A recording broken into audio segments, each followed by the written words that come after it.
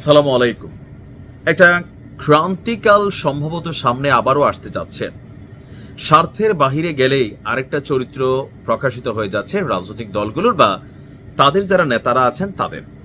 এখন এই যে হঠাৎ করে বিএনপিকে টার্গেট করে নাসিরউদ্দিন পাটোয়ারির দেওয়া বক্তব্য যে জনাব তারেক রহমানকে বিদেশে অনলাইনে পড়ে থাকতে হবে যদি ইতিহাস থেকে শিক্ষা না নেয়।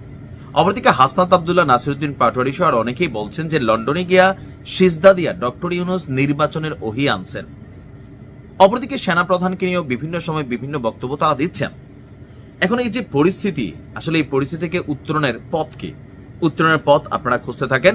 অপরদিকে সেনাবাহিনীর যিনি প্রধান আছেন জেনারেল ওয়াকুজ্জামান, অকুত ভয় একজন মানুষ কিন্তু, এবং যে পদটা তিনি হোল্ড করেন এটা অনেক ওজনধারী একটা পদ। আজকে তিনি বলছেন বাংলাদেশে সবার অধিকার সমান। এই কথাটা সার্বজনীন। এই কথাটা তিনি কেন বললেন? এই দেশে ধর্ম বা বর্ণের কোনো ভেদাভেদ থাকবে না, আমরা সবাই সম্প্রীতি সৌহার্দ্য বজায় রেখে চলছি, ভবিষ্যতেও চলবো। এখানে তিনি হিন্দুদের একটা প্রোগ্রাম ছিল ঢাকেশ্বরী জাতীয় মন্দিরে, সেখানে গিয়ে তিনি এই ঘোষণাটা দিলেন। বললেন যে এই দেশে শত শত বছর ধরে হিন্দু, মুসলমান, বৌদ্ধ, খ্রিস্টান, পাহাড়ি, বাঙালি, উপজাতি সবাই মিলে শান্তিতে বসবাস করছি। এখন হঠাৎ করে কি এই শান্তিটা আছে? নাই। এই সোশ্যাল মিডিয়া আসার পরে আমার নিজের কাছেও মনে হচ্ছে যে এক ধরনের সাম্প্রদায়িক মেন্টালিটিতে আমাদের মুসলিম কমিউনিটির একটা গোষ্ঠী আমরা আছি। আবার যারা এই দেশে হিন্দুরা থাকবে না, হিন্দুদেরকে পছন্দ করা হচ্ছে না, হিন্দুদের কোনো ইস্যু পাইলে মালাউন বলে গালি দিচ্ছি, সংখ্যালঘু বলে গুতা মারতেছি, একটা শ্রেণী কিন্তু আমাদের মুসলিম কমিউনিটির মধ্যে আছে, তথাকথিত মুসলিম। আবার হিন্দুদের মধ্যে একটা গ্রুপ আছে সাম্প্রতিক সময়ে ভারত প্রীতি অনেক বাইরে গেছে, ভারত তাদেরকে বাঁচাইতে আসবে, ভারত যা বলতেছে তাই হওয়া উচিত, বাংলাদেশে ভারতের আধিপত্য থাকা উচিত। এই যে জিনিসগুলো সামাজিক সম্প্রীতির মধ্যে ফাটল ধরিয়েছে। আমার ছোটবেলা, আপনার ছোটবেলা, আপনার শৈশব কখনো দেখছেন যে আমাদের হিন্দু মুসলিমগত জাতিগত সাম্প্রদায়িক কোন রকম সংঘাত হইতে? আমার জীবনে আমি দেখি নাই। বয়সটা কম হয় না, 40 চলে। আপনি দেখছেন কিনা?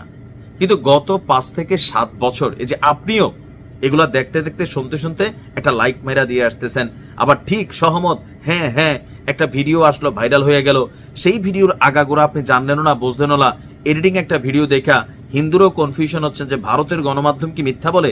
বলতেছে তো ভাই, প্রমাণিত। আমাদের হুজুররা কি মিথ্যা বলে? এই আলেম তিনি বলতেছেন, একটা ফতুয়া দিচ্ছেন, অনেকে আছেন। দেখেন, ধর্ম খুবই সুন্দর একটা জিনিস। আর সেনাপ্রধান বাংলাদেশ নামক রাষ্ট্রটার খুবই গুরুত্বপূর্ণ একটা পদে আছেন। তিনি যে ঘোষণা দিয়েছেন এই দেশ সবার, আসলে সবার। আমাদের মধ্য থেকে এই সোশ্যাল মিডিয়া ইফেক্টের কিছু নেগেটিভিটি আছে, এগুলা ঝাইরা ফেলতে হবে। হুট করে শুনলেন অমুক একটা কথা বলছে, পুট করে শুনলেন ওই হিন্দু সে আল্লাহ নিয়ে একটা গালি দিছে, রাসূল নিয়ে দিছে, আপনি তার বিরুদ্ধে আইনি ব্যবস্থা নিতে পারেন। মুসলমানদের মধ্যে বলতেছে না, মুসলিম ব্লগার আছে না, এরা নাস্তিক হয়ে গেছে না? তো এখন বিষয়গুলো হচ্ছে কি, একটা হুমের মধ্যে ফু মাইরা যে কোনো পরিস্থিতি ঘোলাটে করা যায়। আর ওই যে একটা রাজনীতি তো চলছে ধর্মভিত্তিক, যে যেইভাবে ফায়দা পারতেছে ভারতেও নিচ্ছে, বাংলাদেশেও নিচ্ছে। এগুলো থেকে দূরে থাকতে হবে। দিন শেষে বাংলাদেশ আমার, আপনার, সবার। রাজনীতি যে যেই দলেরই করি, যে ধর্মেরই হই, যেই মতেরই হই, বাংলাদেশকে এগিয়ে নিতে আমার আপনার ব্যক্তি অবদান অনেক বেশি। ধৈর্যশীল হইতে হবে, শোনা কথায় কান দিতে হবে না। ভালো থাকুন।